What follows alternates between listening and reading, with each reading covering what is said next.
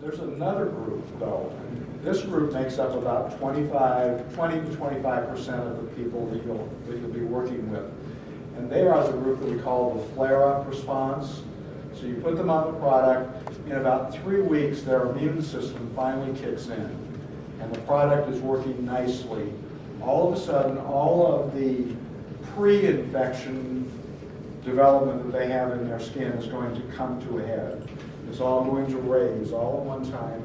And they will call you and scream and say, this is not going well, it's making everything worse. So we find it's really better to say, you may experience this at 3 weeks. And if you do, just keep going right ahead, because your results are going to be the best. And that is, after this flare is cleared, you're done. It's gone. So it's a very, very nice resolution to it. That takes us up to 90%. So at that point, we need to talk about the other percent, 10%. And it's a group we've already talked about before. They have been everywhere else before. Nothing has worked. And the problem isn't the product. In fact, the product might have even acted for a while like it was going to work. And then it didn't. But this 10% has dietary issues and dietary problems. And it becomes essential for you if you want to get 100%, and I'm sure you do, this is where you need to make some determinations. So I'll tell you the 3 things that we look at in the order of the easiest to diagnose. And then you can do exactly the same thing. Hormonal. It's the predominant one. How do you recognize it? It is usually females, but not always. It could be a guy who eats butter and cheese like it's going out of style, and that causes his hormones to flare. But it's usually female, and the pattern is right across here. It's the jaw, chin line area. It normally flares with their monthly cycle, and then it goes back into a calmer position, and then it comes back again the next month, and then goes away a little bit. So this is pretty easy. You can ask them, and you can spot the pattern here. They may have some other hormonal issues. They may have facial hair. They may have loss of hair on the head. They may have a variety of those issues going on. So once we know that that's what we think her problem is, and we know it's hormonal, we're going to ask her the next time that she goes into her monthly cycle, 3 to 4 days before the cycle starts, we want you to remove all dairy from your diet. Because dairy is a source of hormones.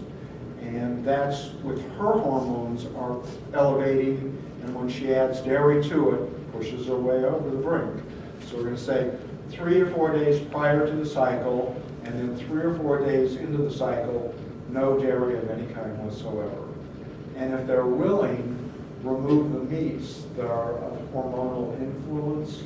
And by there I mean the chicken, the poultry that's treated with hormones, if she can, eat hormone-free. She's got to have meat. The beef is treated with hormones, just skip it or go to grass-fed, and we'll talk about that later. So we're going to ask her to do those things. And then at the end of that, have her call you and tell you what's happened. And I'll tell you what's going to happen. She's going to say, it wasn't that bad. It didn't happen this time. Now, if instead of being cyclic, it's all the time, 24/7 that she's on, and she's still got all this pattern, you need to suggest to her that she just reduce her dairy intake in total and reduce her hormonal meat influence in total. She could go to non-fat things, which are not quite so bad, but reduce it in total, and she'll see that she can achieve control by doing that. But we'll take the easy one first, and that is just pushing her over the edge, and it becomes a cyclic issue. Excuse me. Yes? What about soy? Soy doesn't have the element here, because what we're talking about is animal-to-animal hormone. And our hormones, compared to, for example, a cow or a pig, are pretty comparable. Poultry, not so much, but what they do is they treat the poultry with hormones. Mm-hmm. So now we're talking not poultry hormones, but we're talking mammalian hormones. I'm sorry, but I was told that soy actually triggers your hormones as well, too much of it.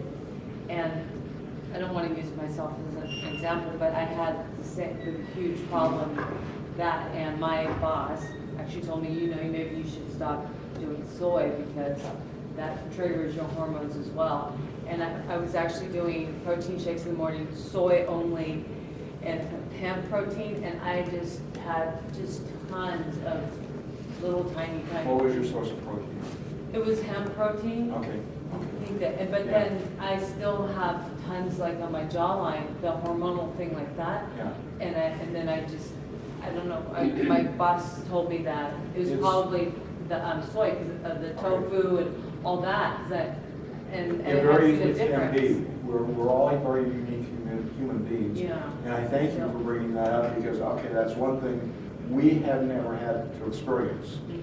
Because every time we did dairy, it worked, so we never looked beyond dairy. Mm-hmm. But there is another option for you. If they don't respond to the removal of dairy, ask them about their soy use, and if it is an issue. There's another element that I'll throw out, and that is, what is your tolerance to gluten? Oh, and that's the other thing too. I was trying to do the G3 diet, and I felt really good doing that. You know that soy contains gluten? It does. Actually, yeah. See, I'll tell you. It Oh, contains really? gluten. Okay. So we've got an overlap there. Uh-huh. So one way or another, whether it be pure soy, and it probably wasn't, it was probably soy made with gluten. Mm-hmm. So you may have some issues. So it can, in rare cases, become more complicated. In 99% of the cases, it won't become that complicated. And we'll talk about gluten intolerance in just a minute. I'm sorry I have to leave, but thank you for the information. Oh, you're very welcome. Thank you for sharing I'm that so sorry, with us, too. but thank you, Bill. Okay. And then Larry, the next part. Two quick asides. Glenda mentioned gluten and celiac disease. Sometimes we get questions on, some of your products have wheat amino acids. Will that affect celiac disease? No. The wheat, it has to go internally. Topically, it won't have any effect, so don't worry about that.